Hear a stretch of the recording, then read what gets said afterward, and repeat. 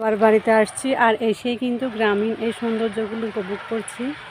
এই দেখতে পাচ্ছেন চারপাশে কিন্তু সবুজ ধানের ক্ষেত, শস্য শ্যামল। আর এখন আপনাদের সাথে শেয়ার করব একটা সবচেয়ে প্রিয় জিনিস, যেটা আমি আরও কয়েক বছর আগে করছিলাম। তো এই যে দেখতে পাচ্ছেন ছোট্ট একটা পেয়ারা গাছ, এখনও কিন্তু ছোট, অত বেশি বড় হয় নাই, জাস্ট বড় হয়ে এখন উঠতেছে আর কি। এতে কিন্তু মাশাআল্লাহ অনেকগুলো পেয়ারা আসছে এখানে গাছে। এই যে অনেকগুলো ছোট ছোট পেয়ারা, প্রত্যেকটা শাখায় প্রশাখায় কিন্তু একদম মাশাআল্লাহ অনেকগুলো পেয়ারা ধরছে। মাশাআল্লাহ সামনে কিন্তু আরও পেয়ারা আসবে। একদম প্রত্যেকটা জায়গায় কিন্তু, প্রত্যেকটা শাখায় কিন্তু, এখানে প্রত্যেকটা কলিতে কিন্তু অনেকগুলো পেয়ারা ধরছে।